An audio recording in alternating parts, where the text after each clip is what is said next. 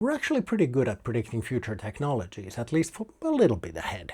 But we kinda suck at predicting what people will do with them. Nobody predicted influencers, nobody predicted dick pics. But you know who's good at predicting both? The technology and the human behavior. Brothers Grimm. Hear me out. Science fiction gets a lot of credit for predicting future technologies, like Star Trek had iPads and video calls and even flip phones. Which is impressive because if I had had to predict the future in the 1960s, I would have thought we'd all be dead by now from smoking in hospitals. I think we give sci-fi too much credit. You know, a sci-fi writer imagines a future with tiny computers that fit in your pocket, and they think people will use them to access the sum total of human knowledge. And we could. I have a machine in my pocket that could translate ancient Sumerian and teach me quantum physics and get me in touch with anybody in the world. And what do I use it for? To watch a raccoon wash grapes. But I've been reading a lot of fairy tales to my child, and I realized that fairy tales actually did predict a lot of stuff way before science fiction was a thing. Hell, even before science was a thing. Now, why is the guy with the funny videos about sci-fi and science and technology suddenly talking about fairy tales? You may be asking, and I understand your concern. But the thing is, these stories are really, really old. Some of them are thousands of years old. And to paraphrase Arthur C. Clarke, something that was basically magic a few hundred years ago is indistinguishable from today's technology. Fairy tales are full of magic objects that look like predictions of technology. Except unlike science fiction, fairy tales remember what humans are. They remember that we're just horny little monkeys. We're vain, we're obsessed with status, and we're so lazy we'll give Jeff Bezos a direct camera feed to our bedrooms just so we don't have to get up to turn the light off. So here are 10 ways the fairy tales predicted our stupid, stupid future. And I do realize that making it a listicle makes it sound like Watch Mojo found an autism diagnosis in a bin, but here we fucking go. Number 1. Snow White predicted the internet. People say Star Trek predicted smartphones, but I think Snow White did it better because her stepmother had a glowing screen that knew the answer to every question, but all she wanted to know was, am I still a hottie? Hashtag still got it. Might delete later. The mirror wasn't just a smartphone either. It was the entire internet. It was Google, it was ChatGPT, it was TikTok, it was every front-facing camera and every ungracefully aging woman in leopard print all rolled into one. It was Instagram with candles instead of ring lights. The mirror could have told her how to cure cancer or prevent famine or how to draw an owl in 2 steps, but all she wanted was external validation from a wall-mounted algorithm. Back then that was magic, but now it's just what it is. Number 2. Beauty and the Beast predicted the smart home. This is kind of obvious, but Beauty and the Beast is usually thought of as a story about love, about inner beauty, about Stockholm Syndrome if you want to be that guy at the dinner party. But technologically, it was a smart home. And the Beast lives in a castle where the furniture talks, the light responds to his moods, and everything spies on you. And this is she who shall not be named if she could hear you correctly. Every actual smart home product feels like there's a tiny cursed person inside who hates you. I'm sorry, I didn't catch that. You heard me, Lumiere. Just turn on the kitchen light. Turning off the kitchen lights.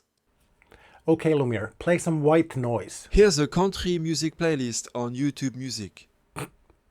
I don't know how, but the mothers reading bedtime stories in like 1204, they just predicted that we would fill our homes with magical servants and eventually be the ones who are trapped in their system.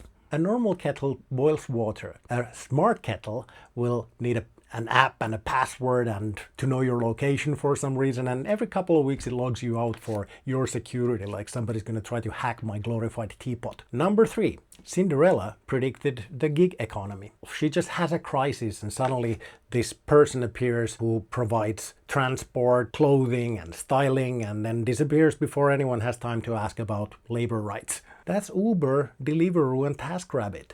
The only difference is that the fairy godmother has clear terms of service because she actually tells Cinderella when the surge pricing starts. But of course, Cinderella doesn't listen, she just hits accept, which is another incredibly accurate prediction. Also in Cinderella there's the glass slipper. which is biometric authentication. That's Face ID for perverts. And the whole thing is crazy because the guy spent the whole evening dancing with one woman and then he can't remember her face? Believe me, they're all looking at you. Must have been some cleavage on that dress. Or maybe we can take that as further evidence for the foot fetish thing. Number 4. Rapunzel predicted broadband internet. Rapunzel is by far the most relatable fairy tale princess. She lives alone, never leaves home, she has food delivered, she has a complicated relationship with a mother figure, she likes and subscribes, and the only thing connecting her to the outside world is a bundle of fibers. Just like you and me. Rapunzel's hair is just like the internet. It's long and it's fragile, it's full of dead material, and men keep making it worse. Maybe the room actually had a door, but the witch just gave her unlimited data and let doom scrolling finish the job. You could not come up with a better metaphor for the internet. Rapunzel, Rapunzel, let down your hair is just Middle English for show bobs and vagine. Number 5. Hansel and Gretel predicted all the free stuff. The story of Hansel and Gretel kind of takes the internet metaphor even further because they accepted the cookies. The Candy House is a free app. It's colorful and frictionless and fun. Come on in, little users. Everything is free here. Email, social media, maps, cloud storage, anything you want. An app that makes you look like a sexy pirate. Come on in. And then you get inside and you discover that the business model is actually eating you. The Candy House isn't the product. The children are the product. The Candy House is user acquisition. It's an onboarding funnel with a free type 2 diabetes. And eventually you realize that the witch now knows your name, your location, your fears, and exactly how fat your finger is, you know, for analytics. At least the witch didn't say she values your privacy while preheating the child. The happy ending, obviously, would be pushing Zuckerberg into a boiling kettle, but we live in a softer age now, so we have to settle for parliamentary hearings where he blinks like a haunted printer. Number 6. Rumpelstiltskin predicted the free tier. In Rumpelstiltskin, a desperate woman gets told to spin straw into gold, which is basically every job now. Here, take this worthless pile of garbage and turn it into shareholder value by Friday. Then this weird little imp appears and says he can help, and what a good productivity tool he is. At first it's free, and then it's maybe your necklace or your ring, and eventually it's your firstborn child and all the intellectual property of everyone in the world. Just sign it, and all your problems will disappear. Rumpelstiltskin is about the cost of convenience when the contract is written by someone who doesn't care about cash right now but wants to control the kingdom one day. Rumpelstiltskin walked so Sam Altman could run. A scam. Number 7. Aladdin and Pinocchio predicted the AI. Aladdin's genie can do almost anything, but only if you're very careful with the prompt, and even then, the result may contain horrible misunderstandings. The genie doesn't understand your soul, he understands the format. If you say Prince, you get fancy clothes, a parade, and probably a LinkedIn post with M dashes. The genie's outputs are flashy, confident, and slightly detached from reality. Prince Ali is basically what happens if you let ChatGPT write your CV and don't remove the lies.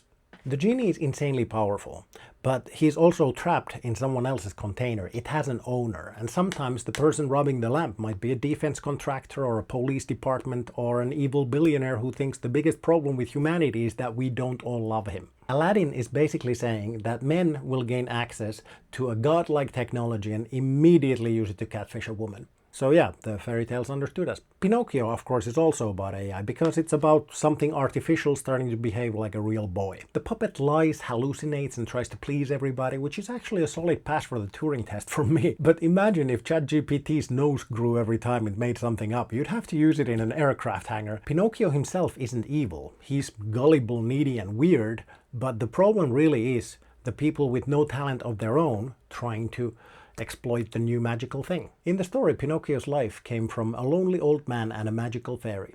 The real world one came from military contracts, venture capital, stolen data, and a selfish little man who's also probably lonely. A magical artificial thing, a useless hype man, a carnival of exploitation that keeps people stimulated until they turn into livestock, and a conscience no one listens to. Number 8. The Pied Piper and the Frog Prince predicted algorithms. The Pied Piper didn't sit the children down and present balanced arguments about why they should walk to their doom. He knows there's no reasoning with toddlers. His tune bypasses the brain, and suddenly everybody's just walking in the same direction and voting the same way. I am Pied Piper. It's TikTok and all the other short-form brain rot that is designed to keep you comatose and scrolling. A flute is actually a perfect metaphor because it's just a hollow tube that makes noise. The Pied Piper doesn't need to hate the children. He just needs an incentive structure where leading them away benefits the shareholders. The algorithm isn't sitting in a volcano stroking a cat. And the children aren't stupid. The tune is just tailor-made to turn their brain off. The Frog Prince totally saw Tinder coming. They just got it backwards, and not backwards like how they flipped it in the Disney film. I mean backwards like you think you're talking to royalty and then you meet him and it turns out he's wet, unemployed and lives near a pond. That's catfishing. I mean, the guy was holding a big fish in the picture and you didn't see that coming. The prince of your dreams could turn out to be a con man or a serial killer or worse, Jared Leto. Number 9. The 7 League Boots predicted Amazon. I could say the 7 League Boots looks like teleportation in sci-fi, but to a medieval person, just crossing a continent in a couple of hours on an airplane or simply sending a message to one city over instantly, that would have been magic. In the story, there's this kid named Hop o' My Thumb, or Little Thumb. He outsmarts an ogre and steals his boots and then uses the magical boots to become a messenger for the king and becomes rich. That's logistics, that's Amazon. I mean, a guy who looks like a thumb gets rich on high-speed deliveries? It's an incredible fit. And Jeff Bezos would absolutely trick you into eating your children and steal your boots if he ended up at your house. If the magic boots were invented today, some rich people would certainly make teenagers wear them in the rain and call them delivery partners. Finally, number 10. It's a big one. Little Red Riding Hood, Sleeping Beauty, and Three Little Pigs all predicted cybersecurity. Because of course Fairytales understand cybersecurity. They're all basically warnings about not clicking weird links in the forest. Sleeping Beauty is institutional cybersecurity. The king gets a prophecy that a spinning wheel will harm his daughter, so he bans every spinning wheel in the country. But of course there's an old woman with an unpatched legacy device in the attic. There's always a Windows XP machine hooked into a hospital network somewhere. And Three Little Pigs is personal cybersecurity. The first pig is your grandma using the same password everywhere, posting pictures of her grandchildren with the school name visible in the background. The second pig is the guy with some serious Dunning-Kruger cybersecurity confidence because he put an exclamation mark in his password and watched a YouTube video about VPNs. But he still accepted the terms and conditions of FaceApp because he wanted to see what he would look like as an old woman. And the third pig has two-factor authentication and a password manager and encrypted backups and a healthy distrust of wolves. State your mother's maiden name. Oh, for the love of pork!